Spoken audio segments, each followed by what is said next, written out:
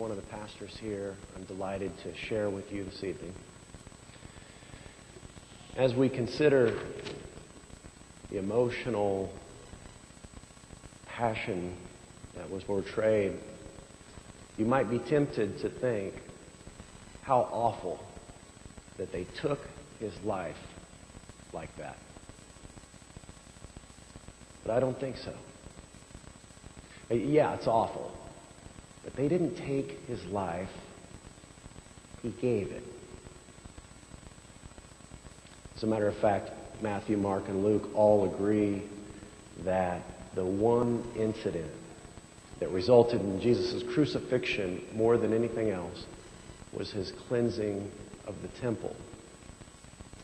And it may inform how we think of the Passion story to meditate on this and ask ourselves, why did Jesus pick this battle? What is at stake for him? And what is at stake for us?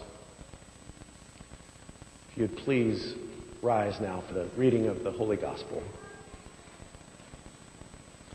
which comes to us from Mark 11.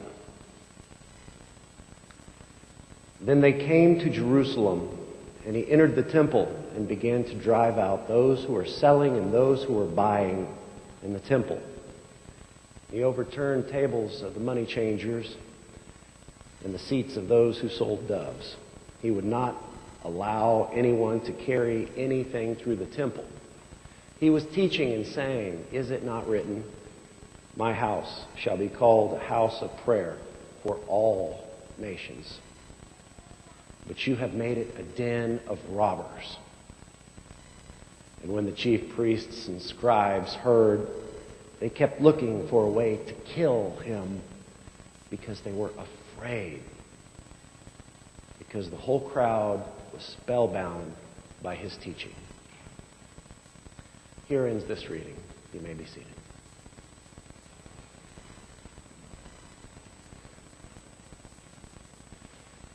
So this is a fun story to imagine, right? Wild-eyed, indignant Jesus running through the aisles, overturning tables, exposing corruption. It's also fun to imagine what kind of dialogue might have happened as he was doing this. Did everybody scatter out of the way? Nobody put up a fight at all? Maybe. But I think it's helpful sometimes to put ourselves in this place, like what might have someone said to him? Maybe when he turned over one of the money changers' tables, maybe the money changer said, "On whose authority are you here?" Right? That was one he got hit up with a lot. On whose authority? Maybe when he came to the dove seller and he released those doves and let them go free, maybe the dove seller asked, "Aren't you a free market guy, Jesus? This industry is supposed to be unregulated." Maybe as he kept going, maybe the chief priest jumped in front of him and said, "Stop right there, Jesus. We donated 30 silver coins to the high priest's selection campaign, and he's going to be upset because you've disrupted our commerce." We don't know for sure. What we do know is this. The text is very clear. They were afraid.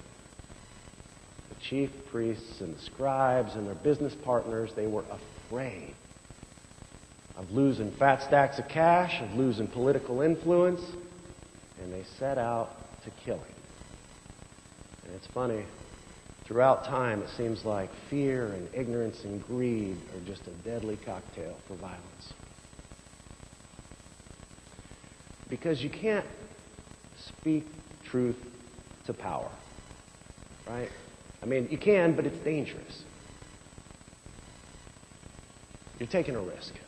Anytime there's a group of people and they're making money hand over fist because they're controlling the herd, they can't have anything interrupting the cash cow, so they get desperate and they take extreme measures in retaliation.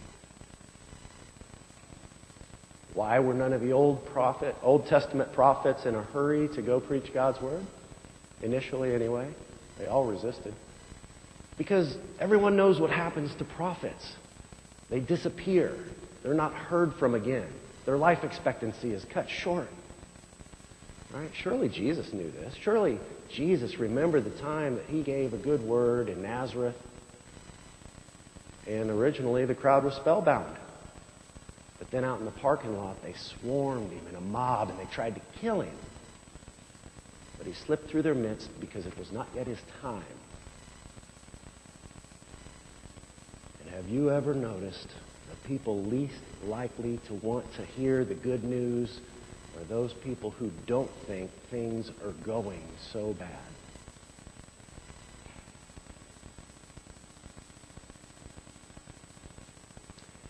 Consider Jeremiah, right? Just going to preach God's good word, beaten by his brothers, shackled to the ball and chain, thrown into multiple jails by King Jehoiakim, thrown into a well at Anatote, opposed by a false prophet.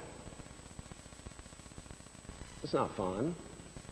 Right? And speaking of false prophets, I'm sure many of us have seen some TV evangelists preach this prosperity gospel. And they say, well, pray hard, smile often, be nice once in a while, and God will richly reward you with abundant material riches. But if anyone should have lived long and prospered, it should have been Jesus. Right? Now, I think the truth is, sometimes when you start listening to God's word, it's when the trouble really begins. One time, Jesus told his disciples to get in a boat and go to the other side. It was not because they disobeyed, they ran into the storm. It was because they obeyed. The Apostle Paul was living a nice, comfortable, cozy life as a Roman citizen, Christian persecutor, until he started listening to God.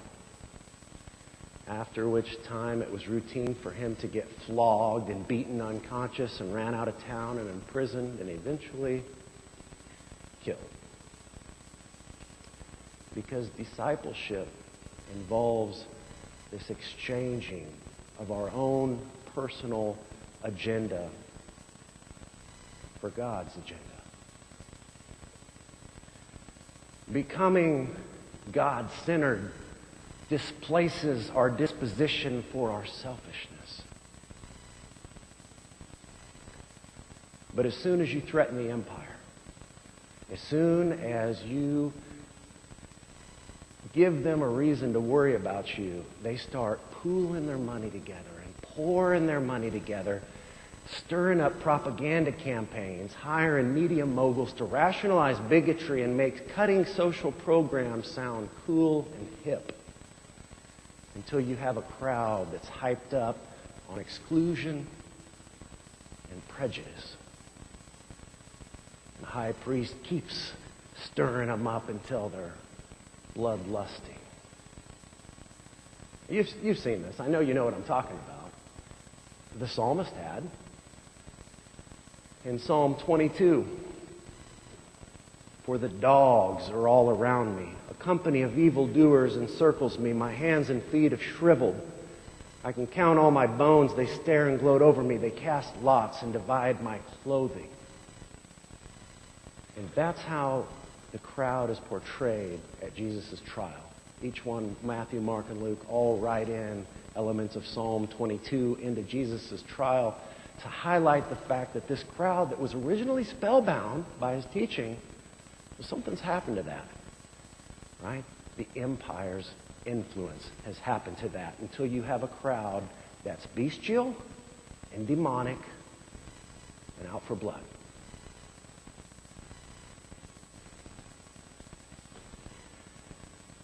One decade after the Civil War, prisons were already starting to pop up in the South. By the 1870s, prisons in Georgia had a nice little deal along with the courts where they could hire out prison labor. Right? So sign a contract, get a municipal building, get a civic building, get a private house built on the backs of prison labor. Of course, they got paid for it. The prisoners did not get paid for it. Prisoners did not get workman's comp or get health insurance or even 15-minute breaks. They were staring at bullwhips and shotguns, 1 meal a day in deplorable conditions. Everyone was making money on the deal, though, except the prisoners.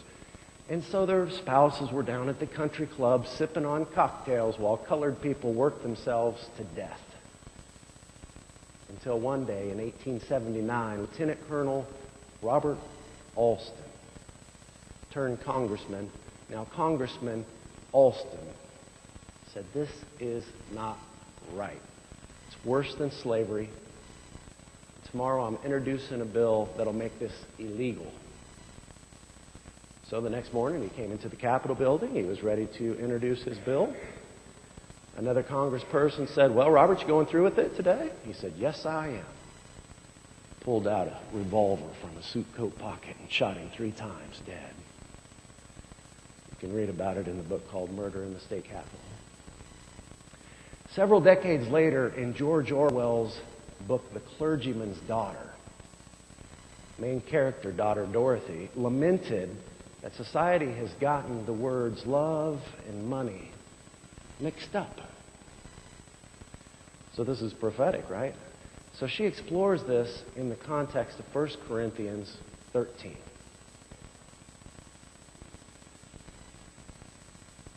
If I speak in the tongues of mortals and angels, but do not have money, if I have prophetic powers and understand all mysteries so as to move mountains, but do not have money, and now faith, hope, and money abide, and the greatest of these, money. And if you have not read the hot off the press bestseller, Dark Money, put it on your list. David and Charles Koch are chronicled to dumping hundreds of thousands of gallons of waste into wildlife refuges. They advocate against child care labor laws, purchase political influence. They smear people they can't buy off. Their super PACs, Citizens United and Americans for Prosperity, have taken a crap on our land, our people, and our Constitution, and we can no longer afford to be silent.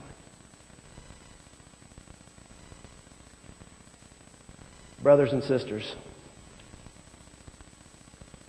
faith is a giving over of ourselves to God's will so that the world gets better for everyone.